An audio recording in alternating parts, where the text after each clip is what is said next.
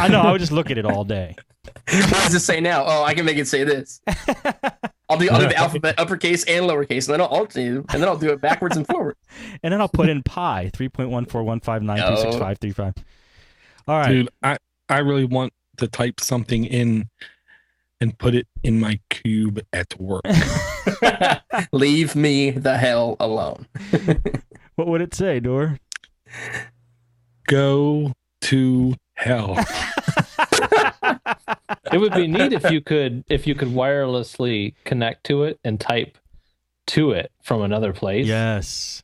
So if it was like sitting out in the public and you were back behind closed doors and you kind of heard something going on or knew who walked in or whatever or in the office, and you just typed to them. You start typing little PM, a little personal message to him. Nice shirt, Dave. This Marsha, your hair isn't looking as good as it did yesterday. That would be a long thing to type. This reminds me of when I was a kid. I had a Camaro and I was like in high school and beginning of college, and I wanted to like trick it out like all James Bond, like, because I was a hacker freaking geek back then too. I wanted to put like smoke screen and oil slick in the thing and have like a control panel and a buttons and in my dashboard. But the main thing that I wanted to do, which is the most feasible and probably most legal, was I wanted to have a scrolling sign in the back window of the thing, and I'd have preset messages like "Stop tailgating me, you douche" or something like that, like what's your number? Yes, just preset like that. Preset They sell messages. those. They have those. Really? They used to. Yeah, I remember seeing. I think "What's Your Number" was one of them in the like the Harriet Carter magazine or something my mom used to get. It had those. Yeah, and that was one of them. Damn. Have you ever seen the LED wheels? What? You ever seen the LED wheels that will make words as they spin? Really? As you're going down the road? Oh yeah, they're cool. Amazing. No kidding. That's awesome. Yeah, they're on like the hubs. But when I was younger, I wanted a LED sign in my car to say stuff like "Learn how to drive." Do you have a license? Right. Nice. All right, back to you, Dor. Okay. Next app I'm going to bring up as soon as my browser wants to start to act right, and if it does, I'm just going to go off memory. Okay, this one's Dog Catcher. There are a plethora of other pod catching and pod playing applications on the market. Everywhere you look, there's some. Some that are free, some that are not free, some that cost 99 cents. Dog Catcher's like $5. I'll say this. They've never stopped releasing updates for Dog Catcher. I'm still getting updates. They just changed how basically the UI looks. To me, they made it much better, much easier, much simpler to quickly jump to different parts, like my video, my audio, even like the news type things when somebody puts a PDF file in the RSS feed or something like that. I love the fact that it automatically will delete the media when I'm done listening to it. You don't have to have it do that. I do. I love the fact that I can say only update on Wi-Fi or, go ahead and do it on 3G. You can make it so it's always running so you don't have to worry about, well, is it getting updates kind of thing. It just always runs, always works. I can't speak more highly about it. Everybody other's app I hear about does the same thing or less. I haven't heard of that golden podcatcher player yet. So to me, it seems like Dog Catcher is still at the front of the pack. It might not be alone in the front of the pack, but it's at the front of the pack. Yes. I don't think I might have installed it. Is there a free version at all or no? They did have the version where you basically install it and it would work for like 14 days.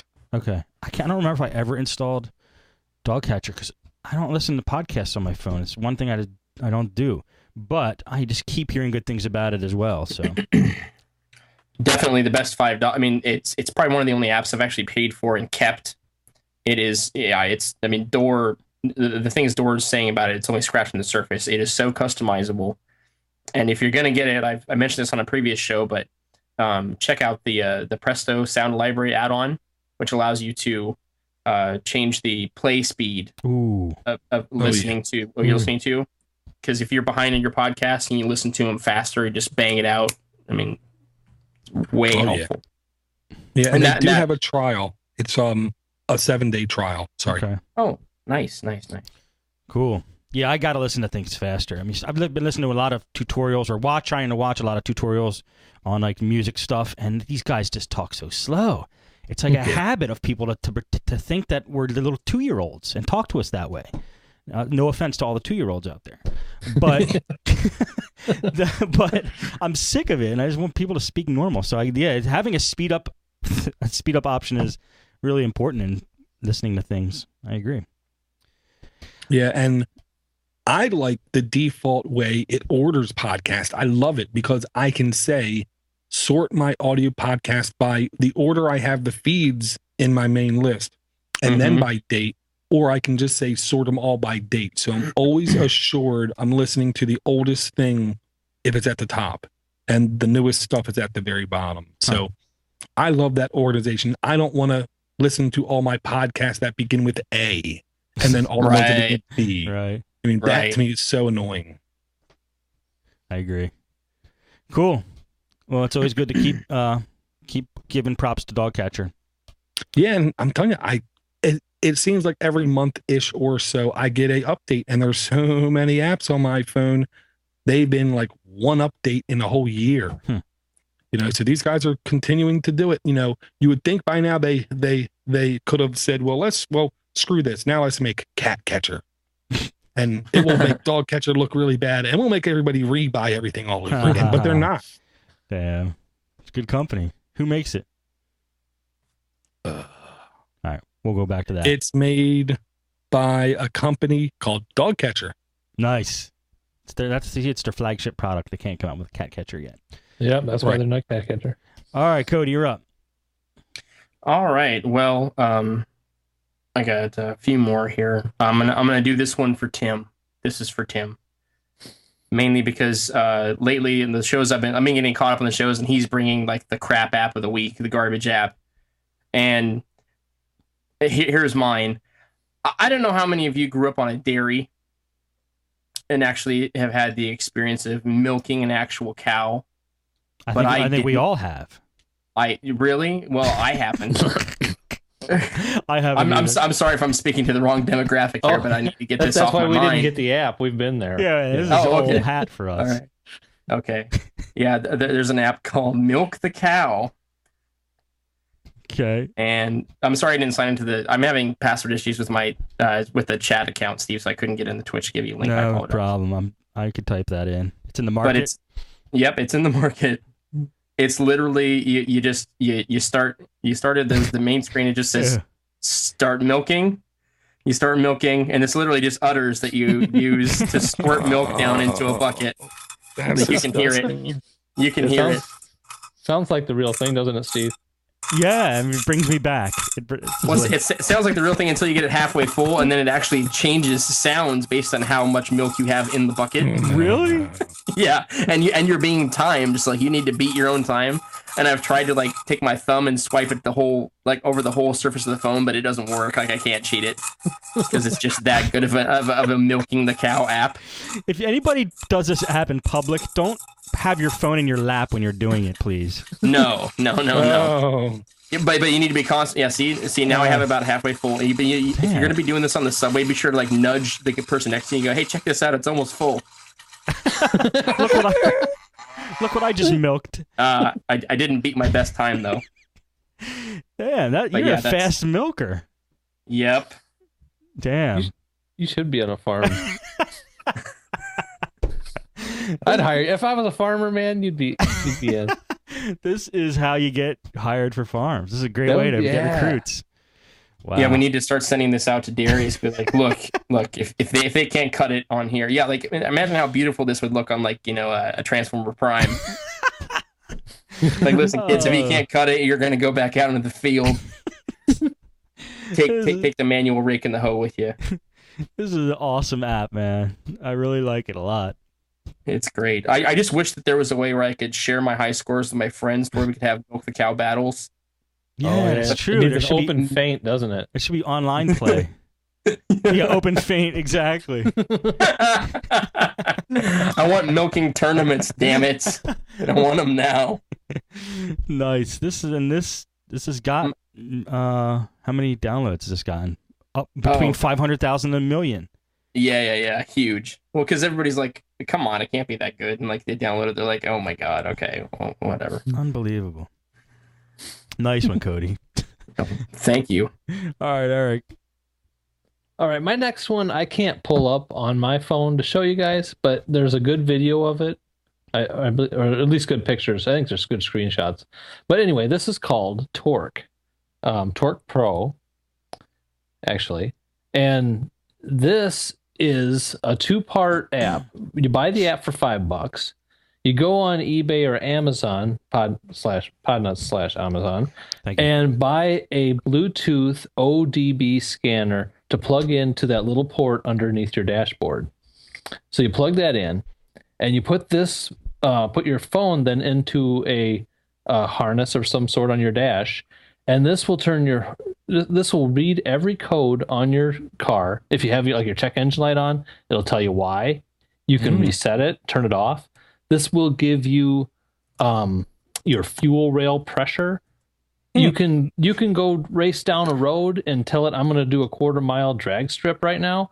Hit a button. It'll give you your top speed and 1/4 mile time.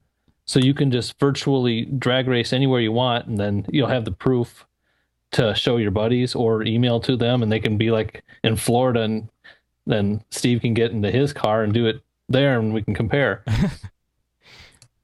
It's amazing. It's a beautiful app. All the gauges move in real time as you're going down the road. You can check your turbo boost if you have turbo.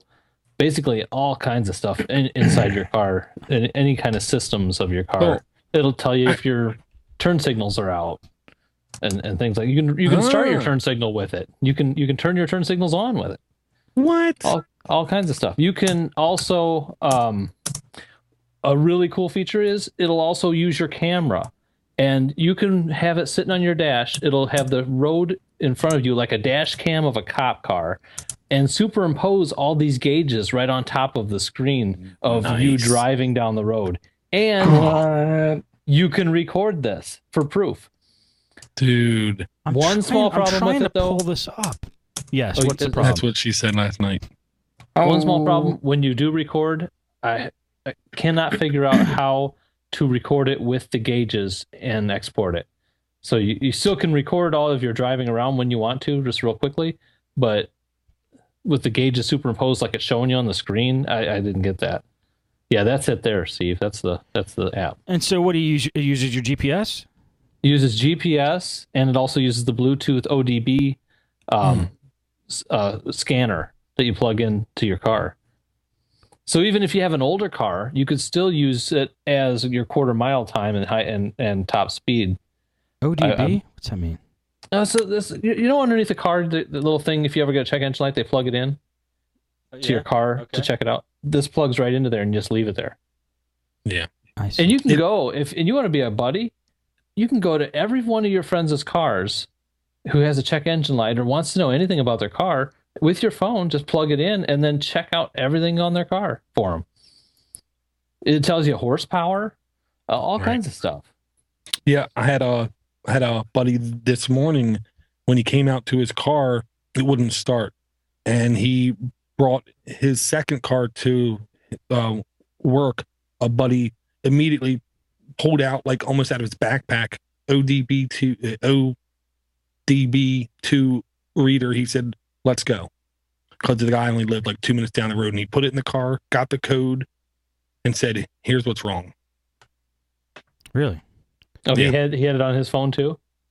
No, he didn't have a phone. He had like a reader, I guess, some kind of reader. He put up to it, and then he got the code for it. Well, I gotta say, the app, I'm not a fan of paying for apps a lot, to be honest. I really want to buy this app because if you go to podnutz.com/Amazon ODB2 Bluetooth sensor thingy, It looks like it's about $20 and that's it. Yeah. And dude, These are because like- I have such a crappy car. Oh, it is so